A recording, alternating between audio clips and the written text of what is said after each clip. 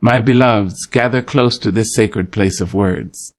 Let us sit for a moment under the open sky of God's truth, because somebody somewhere, sometime, hurt you, bruised you, misused your kindness and left you trembling in the midnight of your soul. You smiled and they sneered. You gave and they grabbed.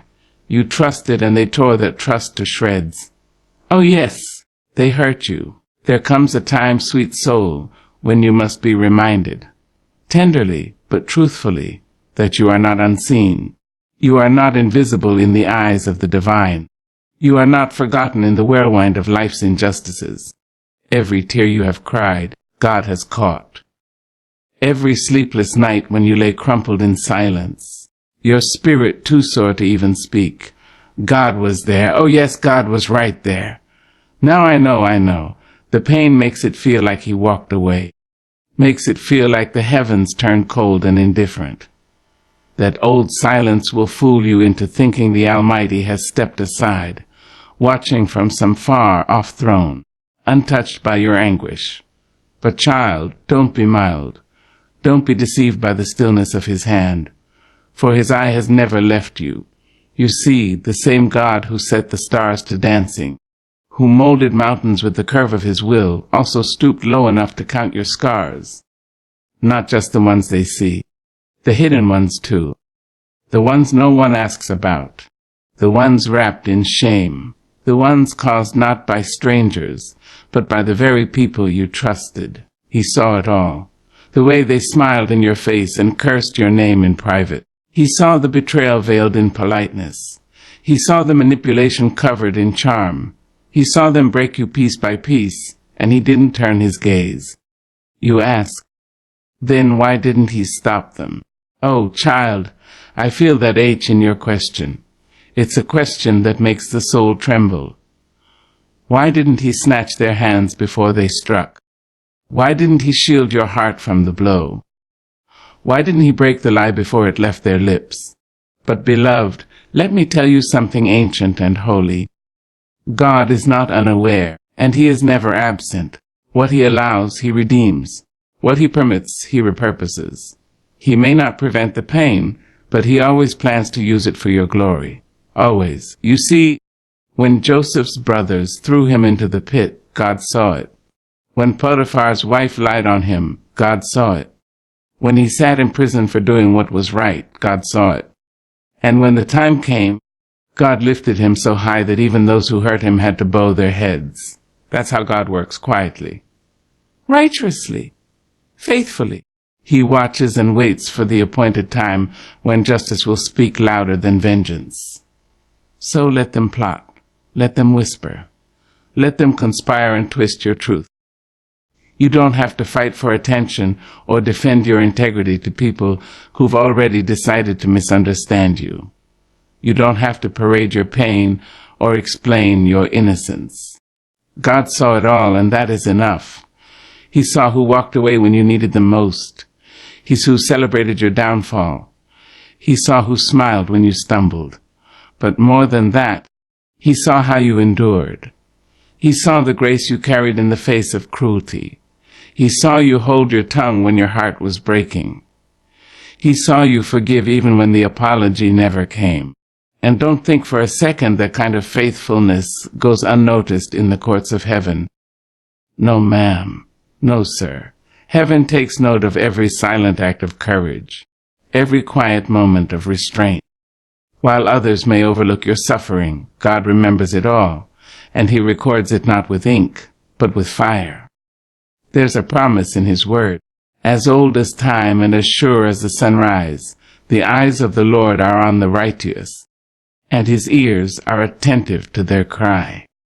That means when your voice cracks from praying the same prayer over and over, he still hears you. When your body is weary and your hope is thin, he still leans in to listen. You are not crying into a void, you are crying into the heart of God. And oh, what a vast and tender heart it is. Let me tell you something, child. People will hurt you and walk away like nothing happened. They will leave you bleeding and blame you for the stain. But God is not like people. God does not forget. He does not dismiss. And he does not ignore injustice, even when the world claps for the guilty and shames the innocent. His justice may be slow in coming, but it is as certain as gravity. You don't have to keep score, because God never lost count. And while you're standing there, feeling like life has dealt you a hand too cruel to carry, remember this: you're still here. You're still breathing, still moving, still reaching toward the light. That is proof enough that God has been with you the whole time. The pain didn't destroy you. It revealed you. The betrayal didn't end you. It launched you. You are not a victim of what they did. You are a survivor of what God allowed and a living testimony of what He is redeeming. Do not harden your heart.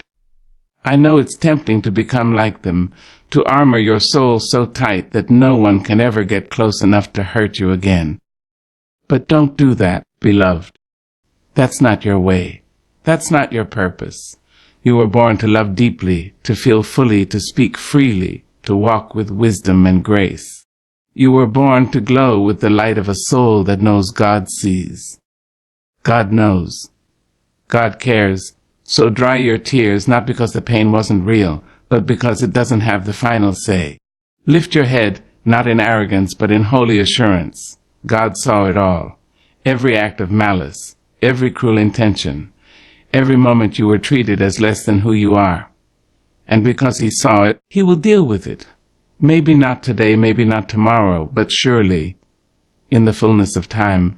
And as for you, beautiful soul, keep walking. Keep loving. Keep showing up to life with all your heart. Don't let bitterness twist your spirit. Don't let vengeance poison your path. Let your peace be your protest. Let your joy be your revenge. And let your healing be your song. Because while they thought they were breaking you, God was building you. While they thought they were discarding you, God was preparing you. And while they turned away, thinking you'd never rise again, God was writing your resurrection. Oh yes, God sees. He sees the roots and the fruit, the motives and the masks. And one day, beloved, the truth will rise like the sun, and you'll stand in the full light of His justice, not because you fought for it, but because you trusted Him enough to wait for it. So walk on. With courage, with dignity, with the quiet knowing that the eyes of heaven have never left you. Walk on in the blessed assurance that no matter how deep the wound, no matter how long the night, God sees you, and that is more than enough. There comes a point in the journey of a soul, especially one as tender and tried as yours, when the weight of injustice becomes so heavy, it threatens to break the back of your kindness. The pain isn't just in the wound. It's in the memory, in the silence, in the betrayal that no one else seems to see or understand.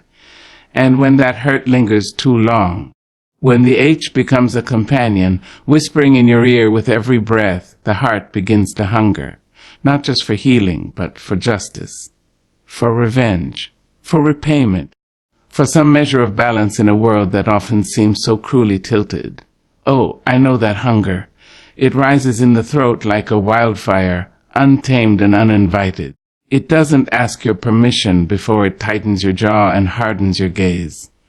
It slips into your prayers. It sneaks into your dreams. You don't ask for much. Just that they feel what you felt. Just that they taste a fraction of the sorrow they served you on a silver spoon. You don't want to be cruel. You just want it to be fair. You want the scales to tip back toward justice. You want your dignity returned with interest. But child, come sit with me here in the hush of holy wisdom. And let me remind you, vengeance is not yours to carry. It was never yours to hold. The moment you begin to mold revenge in your hands, you step into a role too big for mortal feet.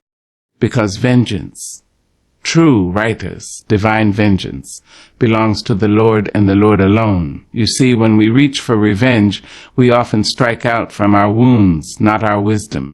We swing not from justice, but from pain. And pain, as deep and sharp as it may be, makes a poor compass.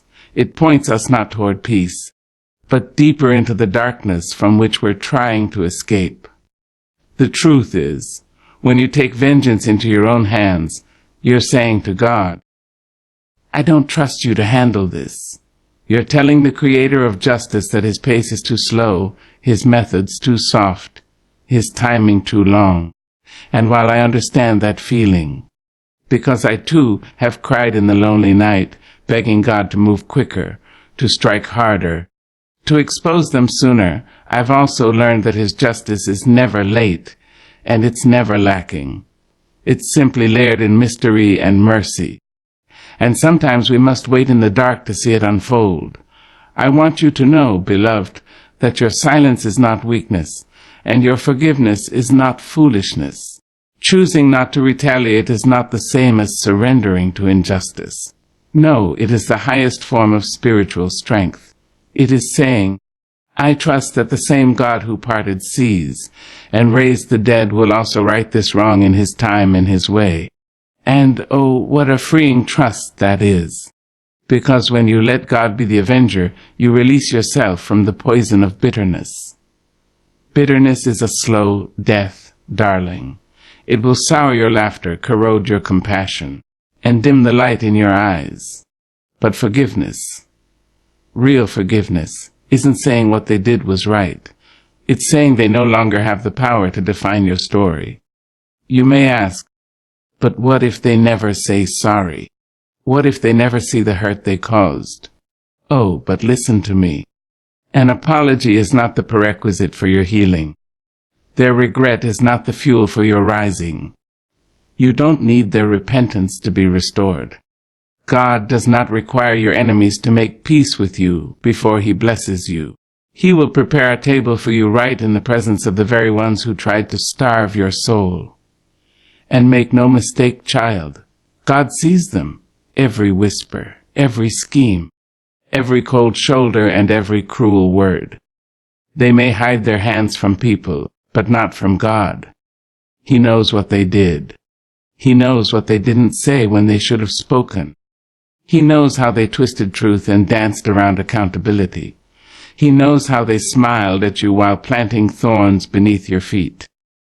And because he knows, he will handle it. Sometimes he deals with them by removing them. Other times, by blessing them so you can see that their success is not your punishment. And occasionally, he allows them to sit in the fruit of their own actions, to taste what they serve to others. And when that day comes, you won't need to gloat. You won't need to say, I told you so, because by then, your heart will have outgrown the need for petty victory. You'll be too full of purpose to chase old pain, too rich in joy to revisit old wounds, too free in spirit to wear the chains of revenge, because when God handles it, he handles it fully. He makes the crooked straight and the low places high. He speaks on your behalf when your voice has gone hoarse. He vindicates without violence, elevates without explanation, and delivers you without delay. At least not his kind of delay.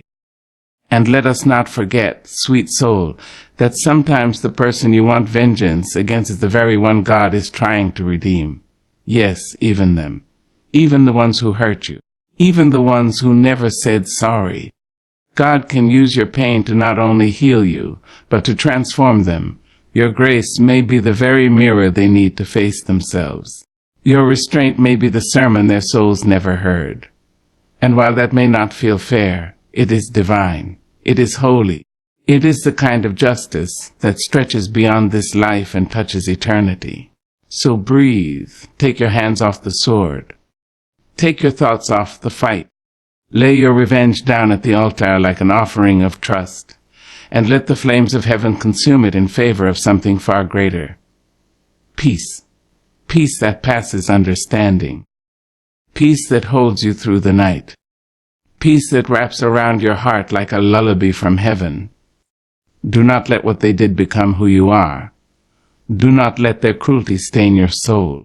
You were made for higher things, for deeper waters, for brighter light. You are not the storm they caused. You are the survivor, the song, the sunrise after it all. And when you feel tempted again, because you will, tempted to strike back, to plot, to hope for their downfall. Just whisper to yourself with the strength of 1,000 ancestors, vengeance belongs to God. Say it until your spirit believes it until your fists unclench. Say it until your tears dry and your smile returns. Because the truth is, you don't need revenge. You need restoration. And that restoration, redemption, and righteous justice is what God does best. Let him do it. Let him work. And in the meantime, walk free. There is a stillness, deep and holy, that comes after you've been wronged and the dust begins to settle. The pain is there. Real, raw, almost breathing. You can feel the heat of injustice pressing against your chest, knocking on the door of your dignity, asking if it can come in and rearrange your peace. And in that moment, child, there is a choice. Not just any choice, a sacred one. You cannot always control what people do to you. You cannot stop their cruelty from arriving, cannot prevent their lies from spreading, cannot silence the gossip or shield yourself from betrayal. But you can choose how you respond. And that, sweet soul, makes all the difference. Now let me speak this truth slowly so your heart can hear it. Your response is not a reaction, it is a reflection. It reflects who you are. It reflects who you serve. It reflects whether you are being guided by your wounds or by your wisdom. They may throw stones, but that don't mean you have to pick them up. They may speak curses, but you don't have to echo them back. They may try to drag your name through the mud, but you don't have to get dirty trying to retrieve it. Because the truth is, how you respond will shape your soul more than what they did ever could. You see, offense is inevitable, but bitterness, that's optional. And Lord, isn't that a hard pill to swallow when your heart is bleeding from someone else's knife? Yes, I know how the sting can burn long after the wound was made. I know how injustice echoes in your bones and haunts the quiet hours of the night. You may replay the moment over and over again, like a song stuck on the worst note. What you could have said. What you should have done. But child, that's not your freedom. That's your prison. And you deserve better than that. You deserve to be free. You deserve to rise above what tried to drag you down. You deserve to dance again without the chains of resentment weighing down your feet. Let them go, not for their sake, but for yours. Because God is not only watching what they did, He's watching what you do next. And you, beloved, were never created to be a mirror of someone else's darkness. You were crafted to be a lantern, a lighthouse, a vessel of grace in a world that keeps forgetting what grace looks like. There is nothing weak about restraint, nothing soft about mercy. In fact, it takes more strength to bless than to curse, more courage to turn the other cheek than to slap one back. Anyone can retaliate. But it takes the spirit of a lion wrapped in the gentleness of a lamb to rise above the offense and still speak with dignity.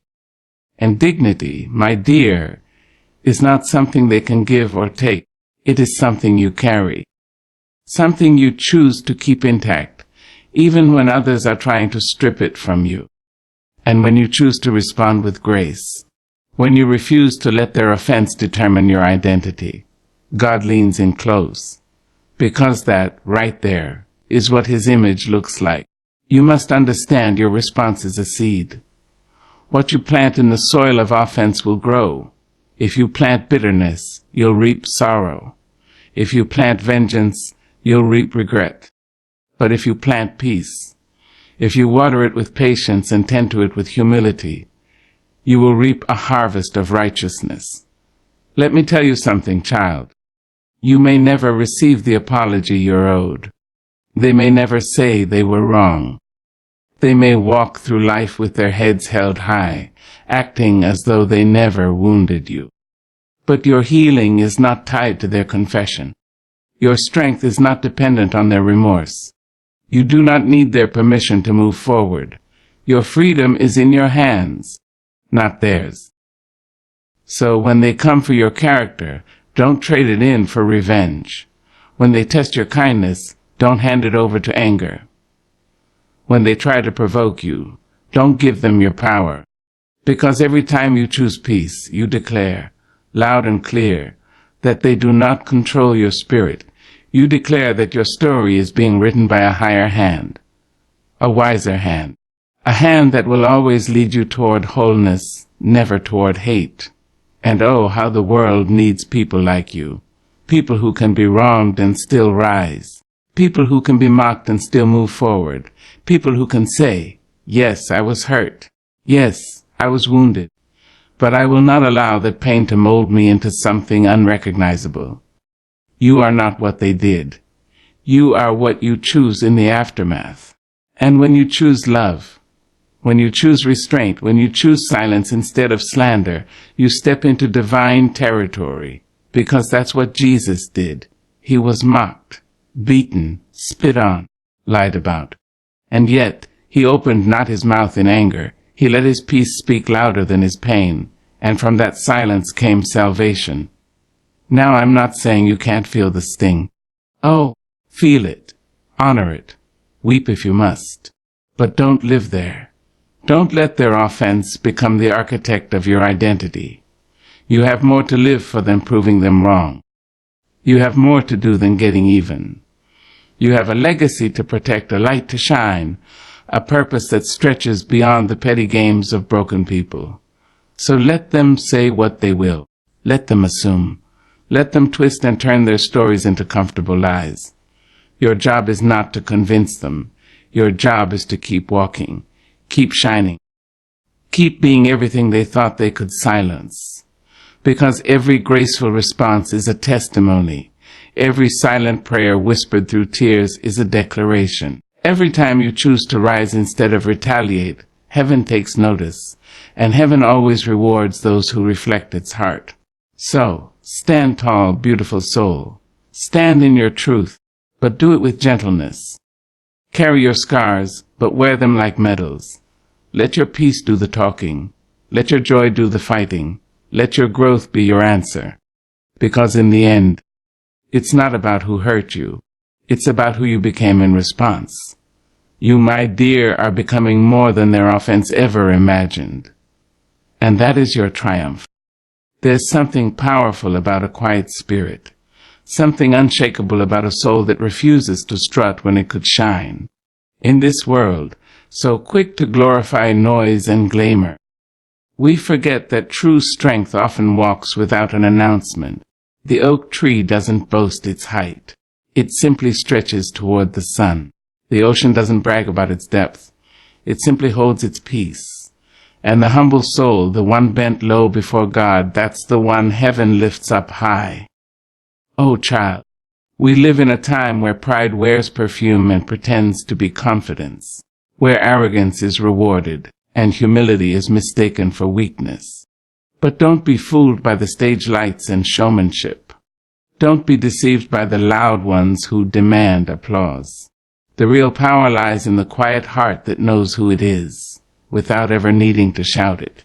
Let me tell you, the proud are always talking, always proving, always puffing up their feathers like peacocks in a parade.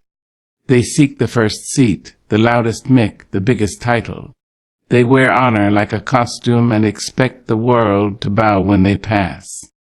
But the humble, oh, the humble don't chase validation. They don't demand a crown. They serve, they listen, they lower themselves. Not because they think less of themselves, but because they trust God to lift them when the time is right. And that's the secret. God does the lifting. You see, man can promote you today and forget you tomorrow. But when God elevates you, no lie can pull you down. No enemy can block it. No jealous heart can stop it. The humble wait in the shadows, while the proud dance in the spotlight. But when God decides to flip the stage, child, you'll see a reversal so divine, it'll make the mountains bow and the valleys sing. God resists the proud. That's not a soft word. Resists. He stands in opposition to them. He doesn't just ignore their boasting. He becomes a wall to their climbing. Because pride doesn't just offend people. It offends heaven. Pride tries to take God's glory and wear it like a robe. It tries to sit on his throne and call itself king. But no soul, no matter how clever or talented or beautiful, can hold what only God was made to carry. Let me paint it for you. Lucifer, the angel of light, fell not because he lacked beauty or power. He fell because pride crept into his heart and told him he could rise above the Most High. And so he fell, hard, fast, forever. Pride is not just a flaw. It is a poison, and it always ends in a fall. But the humble, oh, there's gold in humility. There's peace in it. There's power in it. Not the kind that roars, but the kind that rests. The kind that builds kingdoms without a crown. The kind that breaks chains without raising a hand. Have you ever seen a woman walk into a room with her head held high, not because she thinks she's better, but because she knows who holds her future? That's humility wrapped in royalty. That's grace standing on 2 feet. That's the kind of person heaven delights in. You don't have to shout your worth from rooftops. You don't have to beg for seats at tables God never sent your name to. When you walk humbly with your God, he sets the stage. He opens the door. He calls your name when it's your time. And when he calls it, no devil in hell can cancel the invitation. I want you to remember something. When God promotes, he sustains. He doesn't lift you up to drop you later. He builds you with patience, prunes you with love, and positions you with purpose. But he only elevates what's rooted low. A tree can't grow tall unless its roots grow deep. And that's what humility does. It roots you. It anchors you in grace so that when the winds of praise blow, you don't get drunk on flattery. When success comes, you don't forget where you came from. When applause rings in your ears, you don't let it drown out the voice of God. Now don't misunderstand me. Being humble doesn't mean shrinking. It doesn't mean denying your gifts or silencing your dreams. It means knowing the source of it all. It means giving God the glory without flinching. It means shining, but letting the light point upward instead of inward. Some of the proudest folks I've met wear humility on their lips, but pride in their hearts. They hide their ego behind fake kindness and wrap manipulation in sweet words. But child, God sees through the wrapping. He sees the motive, not just the motion. And he knows how to humble the high places. Yes, he does. God knows how to bring the mighty their knees. He knows how to silence the boastful without lifting a finger. He knows how to turn the tables so the last become first and the loud are left speechless. That's why you don't need to compete. You don't need to copy. You don't need to compare. What's meant for you will not pass you by, not if you walk humbly.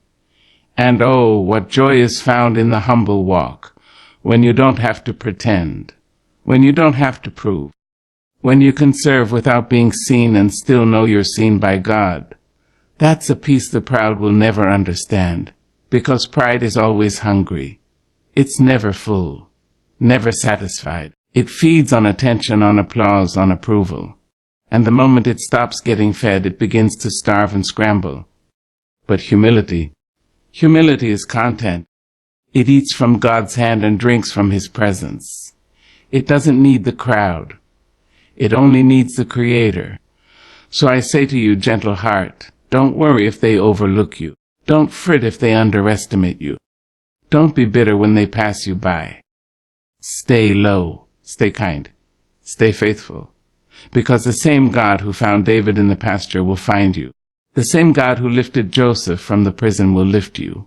The same God who exalted Ruth, who honored Esther, who favored Mary. That same God sees you, and he rewards the humble. In the end, it won't matter who had the most followers, the biggest stage, or the loudest voice. It will matter who loved well, who served with joy, who walked quietly with power tucked beneath their steps, who let God have the glory and gave him the pen to write their story. So walk on, child. Walk low, but walk bold. Walk softly, but carry fire. Let humility be your robe and grace your fragrance, because in due time, In God's perfect, poetic, powerful time, He will lift you. He will shine His light on you, and you will rise, not because you chased the sky, but because you knelt on holy ground and trusted Him to raise you. That's the kind of rising that lasts. That's the kind of rising that blesses. That's the kind of rising that makes the heavens smile. And oh, how proud God will be, not of your position, but of your posture, not of how high you reached, but how low you bowed. Because He elevates the humble, and He deals, graciously but justly, with the proud. Let Him do what only He can do. You just keep walking humbly, and He will take care of the rest. There is a sacred weight that settles in the soul when you've been hurt. When your heart has been trampled, your name dragged through thorns, and your kindness mistaken for weakness. The H is deep, not just in your bones, but in your spirit. And the temptation, oh yes, it is strong, to hold on, to keep score, to balance the scales with your own trembling hands. But child, lean in now. Healing comes when you stop fighting and start trusting. See, we are taught to push through, to power up, to prove we're not to be messed with. But there is no rest in revenge, no peace in plotting. There is only exhaustion. And God, in His infinite wisdom, did not call you to live tired from carrying what He already offered to lift. You must understand, holding on to the hurt is like drinking poison and expecting the other person to fall ill. You carry their actions in your chest, breathe in their offense, and let it pollute the temple God built with His own breath. But oh, when you give it to God, when you place that pain in His hands, something beautiful happens, something holy, something healing. Because the truth, my sweet friend, is this: you are not the judge, the jury, nor the executioner. You are the beloved. You are the healed. You are the one who walks in grace even when grace was denied to you. That is your calling. It is your freedom. Letting God handle it is not surrendering to weakness. It's stepping into divine strength. It's saying, Lord, I cannot, but I know you can. And in that moment, your healing begins. Not because the pain wasn't real, not because the offense was small, but because your God is bigger than all of it. See, God doesn't ignore pain. He collects it. He measures every tear. He listens to every sob that never left your lips. He knows what they did. He knows how it broke you. But He also knows how to rebuild you, not with bricks of bitterness, but with beams of peace. You don't have to scream for justice. Heaven heard it the first time. You don't have to rehearse the betrayal. God witnessed it in silence.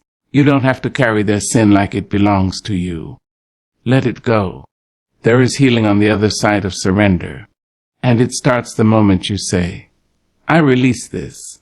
Not just once. Maybe every day, every hour. Maybe every time their name comes up, every time the memory tries to bite again, you release it. Not for them, but for you. Because forgiveness is not for the offender. It's a balm for the wounded. It's how you stop bleeding. It's how you stop reliving the scene over and over in your mind, like a cruel theater that never dims its lights. When you forgive, you shut the curtain. You walk off the stage. You reclaim your story from the hands of those who tried to rewrite it. Letting God handle it doesn't mean you deny what happened. It doesn't mean you forget. It means you refuse to be owned by it. It means you refuse to sit in the ash when God is calling you to rise. And He is calling. You see, there is a kind of healing that doesn't come talking it through or even crying it out. It comes from handing it over. From saying, God, I trust you to be God. And that, child, is a radical act of faith. Because when God handles it, He doesn't just bring justice. He brings wisdom. He brings peace. He lifts you out of the mess and sets you on higher ground. And He does it in such a way that you don't have to lose your light to gain your power. Let me tell you, healing is holy. It is a quiet miracle. It doesn't always shout. Sometimes it whispers. Sometimes it shows up in the way you stop thinking about them. the way you finally sleep through the night, the way your laughter comes back unforced and full. Healing may not come all at once. It may arrive in pieces, like the sunrise slipping gently across the morning sky. But it will come when you let go of revenge and pick up grace instead. You cannot heal while holding on to hate. You cannot rise while clinging to rage. You cannot see clearly while staring through the fog of what was done to you. That's why God says, give it to me. I can carry it. I can use it. I can turn it into something that won't just restore you, but refine you. He doesn't promise to erase the past, but He will redeem it. He doesn't always punish the ones who hurt you in the way you imagined.